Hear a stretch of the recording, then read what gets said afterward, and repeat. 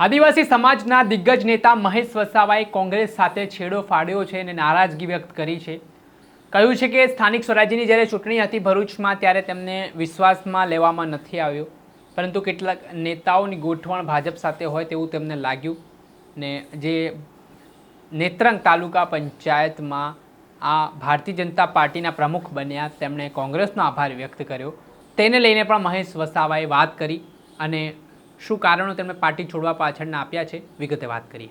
વૈષ્ણવજન તો તેને કહીએ જે પીડ પરાઈ જાનાને રે. દર્શક મિત્રો, નવજીવન ન્યૂઝમાં આપનું સ્વાગત છે. હું છું ફૈઝાન.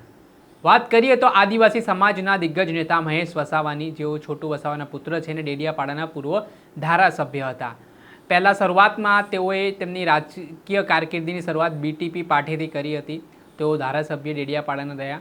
ત્યારબાદ ચૈતર વસાવા, જે મહેશ વસાવાના પીએ હોવાની વાત સામે આવીને ચૈતર વસાવાએ મહેશ વસાવા સામે જ બંધ પોકાર્યો. ડેડિયાપાડાથી ચૂંટણી લડ્યા અને ચૂંટણી જીત્યા, જેને લઈને ધારાસભ્ય તરીકે મહેશ વસાવાને એ સીટ ગુમાવવી પડી. ત્યાર પછી થોડાક સમય મહેશ વસાવા નિષ્ક્રિય રહ્યા અને ફરી તેમણે ભારતીય જનતા પાર્ટીનો દામન થામ્યો, સાથ થામ્યો અને આગામી રાજકીય કારકિર્દી શરૂ કરવાનો તેમણે નિર્ણય કર્યો. તેમણે એવો આશાવાદ વ્યક્ત કર્યો હતો કે ભાજપમાં જોડાયા બાદ આદિવાસી વિસ્તારોમાં જે વિકાસ નથી થઈ રહ્યો તેને લઈને એ બાબતે તેઓ રજૂઆત કરશે, આદિવાસી વિસ્તારનું પ્રતિનિધિત્વ કરશે અને તેઓ ભાજપમાં હોવાથી ફાયદો પણ સમાજને થશે.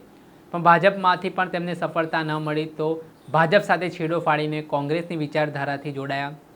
રાહુલ ગાંધી જે સતત આરએસએસને લઈને સવાલ ઉઠાવતા હોય છે ને બેબાકપણે બોલતા હોય છે, તેમની વિચારધારાથી તેઓ પ્રભાવિત થયા ને તેમણે કોંગ્રેસ સાથે હાથ મિલાવ્યો, કોંગ્રેસમાં જોડાયા ને સ્થાનિક સ્વરાજ્યની જ્યારે ચૂંટણી હતી તે ચૂંટણી દરમિયાન મહેશ વસાવાને વિશ્વાસમાં લેવામાં ન આવ્યા હોય તેવા આરોપો તેમણે હાલ નિવેદન આપ્યું છે તેમાં તેમણે કર્યા.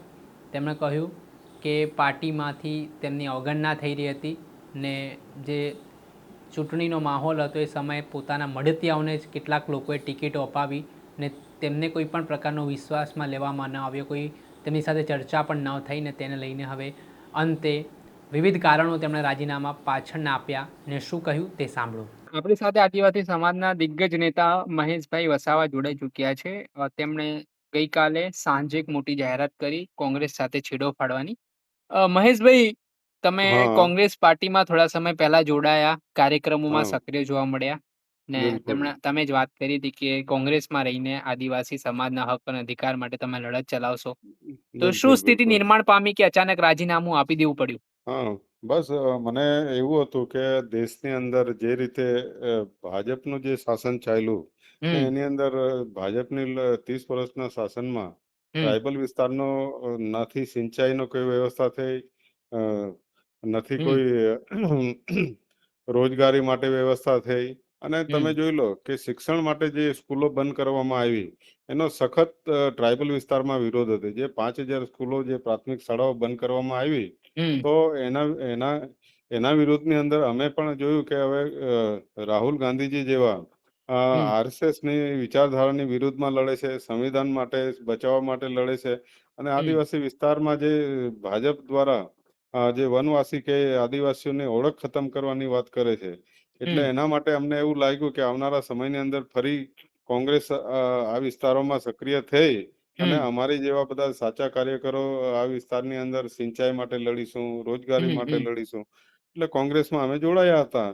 પણ કોંગ્રેસની અંદર જેવી રીતે રાહુલ ગાંધીએ કીધું કે રેસના ઘોડા અને લગનના ઘોડા, આ બંને ઘોડા ખબર નથી કોઈ ઓળખી શક્યા નથી. અહીં તો નથી લગનના લાગ્યા, અમે કોંગ્રેસમાં ગયા પછી નથી રેસના ઘોડા લાગ્યા.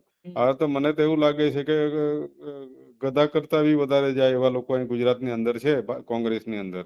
એમણે પૂરેપૂરી આ બધી જે રીતે જૂથવાદ ચાલે છે, જે રીતે એકબીજાને જૂથવાદ, જે કઈ ટિકિટોની અંદર સોદાબાજી થાય છે એનાથી કોંગ્રેસ પાર્ટીને બહુ મોટું નુકસાન થાય છે અને જે રાહુલ ગાંધીની વિચારધારા છે એને પણ નુકસાન થાય છે, કોંગ્રેસ પાર્ટીને નુકસાન થાય છે. અને અહીં ગાડી જે નેત્રંગ તાલુકા પંચાયતમાં બન્યું, ભરૂચની અંદર મેં લખ્યું છે રાજીનામામાં કે બધી ટિકિટો મળતિયાઓને કોરા મેન્ડેટ આપી અને એમના મળતિયાઓને અને જેવી રીતે ભાજપ અને આમ આદમી પાર્ટીને આ લોકો જીતાડવા માટેના એવા નબળા ઉમેદવારો એના જે જિલ્લા પ્રમુખ હતા, એના જે એમના આગેવાનો હતા, એ લોકો એવી રીતે ટિકિટો આપી.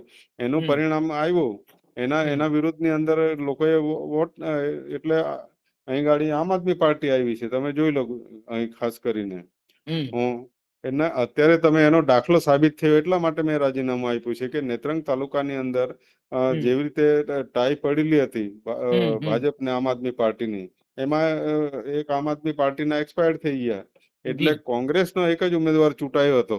એમાં કોઈ દિવસે અમે આગેવાન તરીકે જયારે કોંગ્રેસમાં જોડાયા અમને બધું કીધું કે તમારે આ બધું સંભાળવાનું છે ટ્રાઇબલની અંદર, ને ખાસ કરીને તમારી વિધાનસભા ઝઘડિયા અને ડેડિયાપાડા એટલે ભરૂચ ને નર્મદા, પણ કોઈ દિવસે આ લોકો પૂછવામાં નહીં આવે. અને આ જે અહીં ગાડી નેત્રંગની અંદર તાલુકા પંચાયત ભાજપે બનાવી એની અંદર એક હતો એને કોંગ્રેસે સપોર્ટ કર્યો અને પેલા બેને જે ઉપપ્રમુખ બન્યા છે એને ચોખ્ખું કીધું કે એના શેરખાન પઠાણે નો પણ આભાર માનું છું ને એને મને જે કીધું એટલે મારે આ કરવું પડ્યું છે. એટલે તમે જોઈ લો કે કોંગ્રેસનો આદેશ ભાજપ સાથે મળીને ક્યાંથી સ્ટેટમાંથી આદેશ થયો છે, જિલ્લામાંથી આદેશ થયો છે કે પછી આ લોકોએ બધા કરીને કર્યું. ને આટલા દિવસ થયા તાલુકા પંચાયત બન્યા પછી પણ આજ લગે એને આ લોકોને સસ્પેન્ડ કરવામાં નથી આવ્યું. કારણ બરાબર છે, અગર કોંગ્રેસ પાર્ટી આટલી સક્રિય હોય તો કોંગ્રેસ પાર્ટીની વિરુદ્ધમાં જાય તો એને સસ્પેન્ડ કરી નાખવા જોઈએ એમ કેવું છે મારો પ્રશ્ન આ હતો. એટલા માટે મેં રાજીનામું આપ્યું છે. અચ્છા મહેશભાઈ, તો ભવિષ્યમાં તમને જો આમ આદમી પાર્ટીમાં તક મળે, કેમ કે હવે બે પાર્ટીમાંથી તમે જઈને આવી કે આમ આદમી પાર્ટી એક બચી છે, ચૈતર વસાવા સાથે કામ કરવાનો મોકો મળે તો મહેશ વસાવા આ બાબતે તૈયાર છે કે પછી નવી પાર્ટી રચશે? એવું કઈ છે નથી. સમય પ્રમાણે અમારે જો મારી વાત સાંભળો, એમને પણ અમે અમારી BTP માં હતા, એમણે પણ અમારી સાથે ગદ્દારી કરેલી હતી એટલે મારે નિઃશક્તિ ભાજપમાં જવું પડ્યું અને સબક મારે શીખવવો પડ્યો. એ તો આગળ બી હું ઇન્ટરવ્યુમાં બોલ્યો છું, બરાબર છે. હા, એટલે મારે આ વસ્તુ એ કરવું પડ્યું અને મને થોડી અપેક્ષાઓ હવે પછી હતી કોંગ્રેસ સાથે, એ અપેક્ષા બી નિષ્ફળની વળી છે, બરાબર છે. તો અમે તો માન્ય અમારા આદિવાસી મસીહા છોટુભાઈ વસાવા સાહેબે જે વર્ષોથી લડત ચલાવી છે આટલા વર્ષોથી, હું એના દીકરા તરીકે પણ મેં પણ લડત ચલાવી, 2 વખત ધારાસભ્ય બન્યો છું. તો આ વિચારધારાને આગળ ચલાવીશું કેમ કે અમારા સેન્સિટિવ જે મુદ્દાઓ છે, શેડ્યુલ 5 સંવિધાનમાં લખેલો, શેડ્યુલ 6 પૈસા એક છે, રૂઢિગત ગ્રામ સભાઓ છે અને ટ્રાઇબલ ની અંદર જમીન જંગલ બચાવવા માટેનું અમારું કામ છે. અમારી ડિમાન્ડ જ મેં 2009 ની અંદર બિલિસ્તાન વિકાસ મોરચા બનાવેલું હતું. એ લડત અમારી એ જ હતી કે ભીલ પ્રદેશ અમારો અલગ બનાવવો હતો. એ મકસદ પર અમે હતા. પણ આ બીજી બધી જે મૂડીવાદી પાર્ટીઓ છે એમાં આ વસ્તુ ભીલ પ્રદેશ માટે બોલી નહીં શકાય એવું હતું, એની અંદર બેન લાગી જાય છે. એટલે અમે તો અમારી લડત આગળ ચલાવીશું અમારા સંગઠન દ્વારા. નહીં, આમ નહીં મહેશભાઈ, તમને ચૈતર વસાવા ઓફર આપે તો પાર્ટીમાં જોડાવાની? ના, મને કેવી રીતે ઓફર આપી શકે? એ લોકો કેમ કે રાજકારણમાં કોઈ કોઈનું કાયમી દુશ્મન નથી હોતું એવું વાત મેં સાંભળી છે એટલે કહું. એ બી દિલ્હી થી આવેલી પાર્ટી જ છે ને, એ પતી ગયેલી પાર્ટી છે. તમે જોઈ લેજો, હવે પછી પંજાબમાં પતી જવાની. ક્યાં રહેવાના છે? આ તો ભાજપ કોંગ્રેસની વિરુદ્ધમાં લોકો હતા એટલે આમ આદમી પાર્ટીને અહીં ગાડી વોટ આપી દીધા ને બાકી જે કઈ મશીનોમાં થયું હોય એ બરાબર છે, એ એક સેટિંગ થયું હોય તો એ આવનારા સમયમાં એમને જે વાયદા કરેલા આમ આદમી પાર્ટીએ, વીજળી મફત આપવાની, શિક્ષિત રોજગાર લોકોને બેકારી ભથ્થું આપવાની વાત કરેલી હતી, ક્યાં એ લોકો વચનો પૂરા કરવાના? અત્યારે લોકોએ મત આપ્યા છે, કેવી રીતે પૂરા કરશે એ જોજો ને તમે.